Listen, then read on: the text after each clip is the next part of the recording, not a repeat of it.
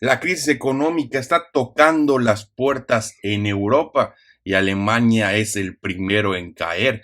Muy buenas a todos, compañeros inversionistas. El día de hoy vamos a platicar acerca de la situación que está sucediendo en Europa. Vamos a ver algunos de los países más importantes, cómo están sus economías y también vamos a ver un poco qué está pasando con Alemania. Comencemos.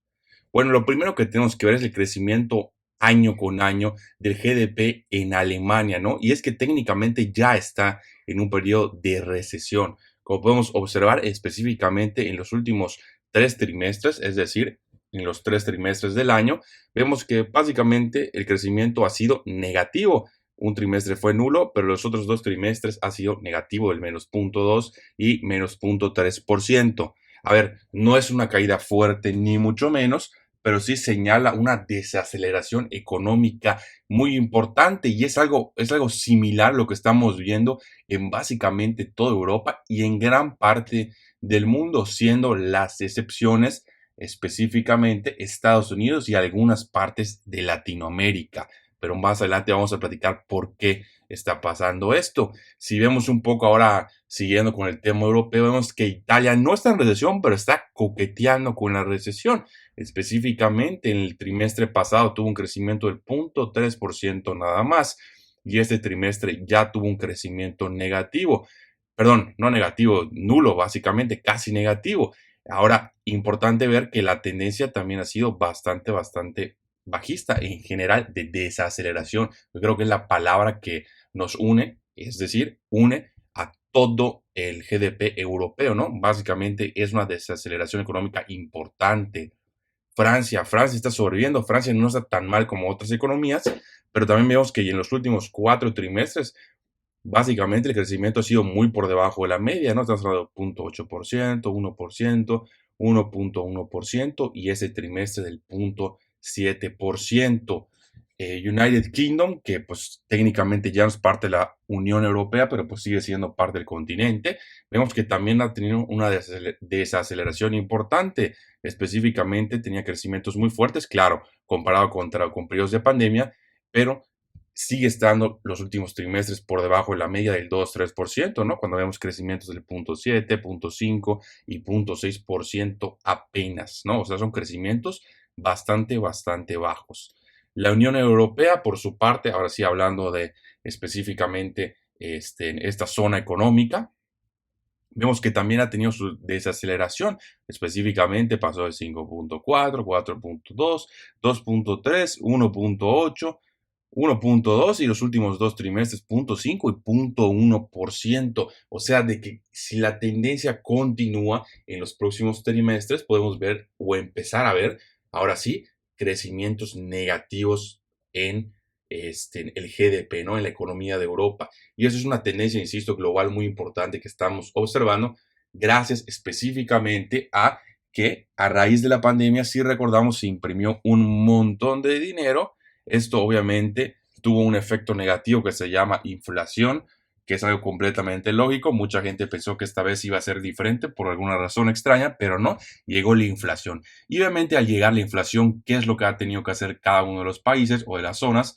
Pues simple y sencillamente suben las tasas de interés. Y al subir las tasas de interés, esto vuelve que o esto genera que varios proyectos sean más rentables por el simple hecho de que el costo del financiamiento se vuelve mucho más caro, ya sea del capital, eh, hablando de equity o de capital de deuda, ¿no? Entonces, es algo completamente lógico. Ha habido una subida de tasas de interés básicamente en todo el planeta, habiendo alguna excepción por ahí, y esto ha generado que haya una especie de desaceleración y posiblemente lleguemos a una contracción económica. Ahora, ¿cuándo van a empezar a bajar las tasas? La realidad es que no lo sabemos. Normalmente bajan tasas cuando se rompe algo. Es decir, mientras no haya una recesión, aunque sea pequeña, lo más probable es que los bancos opten por mantener las tasas. Una excepción sería que la inflación empezase a caer de manera significativa sin generar una recesión, que sería una de las primeras veces en la historia que sucede. Creo que la segunda es algo poco probable, pero pues es un caso que pudiese suceder, ¿no?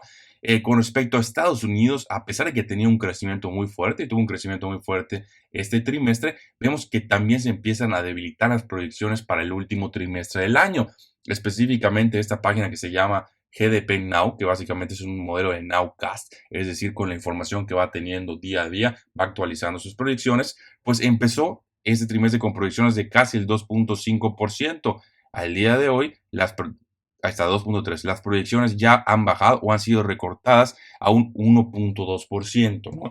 Entonces, esta es la tendencia. Igual acá que vemos en otros pronósticos nos indican que el promedio debe estar más o menos en un 0.9%, 0.8%, por ahí va la cosa, ¿no? Entonces, volvemos al tema, ¿no? No es una contracción económica, pero ya es una desaceleración significativa, ¿no? Y creo que hay que entender que un caso que pudiese suceder, pudiese ser un ambiente donde simple y sencillamente no hay crecimiento o el crecimiento es prácticamente nulo, no hay recesión tampoco, pero esto genera rendimientos mediocres para las clases de activos más importantes. Ahora, otro tema interesante que siempre nos muestra el canal es el ley, que son los Leading Economic Indicators, ¿no? Y como pueden ver, esta es la línea azul, el cambio año con año, y cada vez que vemos que el ley cae en territorio negativo, pues tradicionalmente el GDP le sigue, que es la línea gris, ¿ok? En este caso sucedió que fue la crisis del 2008. También aquí en la crisis del 2000 hubo ley negativo. Si se pueden observar, lo importante aquí es que la magnitud no es la misma, porque ley cayó prácticamente un menos 10%, mientras que la economía real apenas cayó nada, ¿no? Básicamente un 0%. Solo fue una desaceleración económica. Por otra parte, en la crisis de 2008 cayó casi un 20% y la actividad económica cayó un 4 o 5%, ¿no? Entonces, no es la misma magnitud. Ok, aquí en la pandemia sí estuvo un poquito más pegado, pero tradicionalmente el ley suele ser más negativo que lo que pasa en la realidad. ¿Por qué? Porque uno de los componentes de ley es el cambio o el rendimiento del S&P 500. Entonces, el mercado tiende a ser más negativo, más catastrófico que la realidad, ¿no? Hablando en los últimos años y hablando obviamente en cuestión de promedios. Ahora, ¿cómo ha estado el ley? Pues el ley ha estado cayendo también bastante, específicamente casi llegando al menos 10%, y vemos cómo había una caída también significativa en el crecimiento del GDP, pero no llega a ser, o no ha llegado a ser, como podemos observar, una contracción económica, no ha llegado a territorio negativo, ¿no? Entonces, insisto, por lo que estamos viendo en la información, es una alta probabilidad de que tengamos un escenario de una desaceleración económica muy fuerte en los próximos trimestres. Ahora, ¿va a haber recesión sí o no?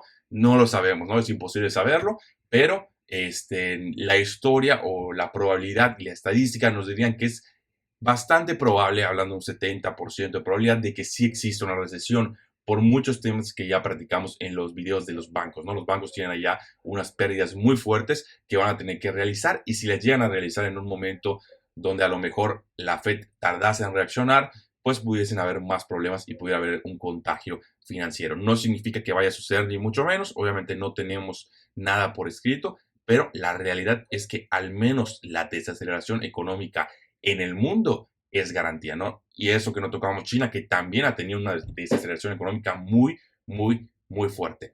Pero bueno, eso es todo por el video de hoy. Nos vemos en el próximo.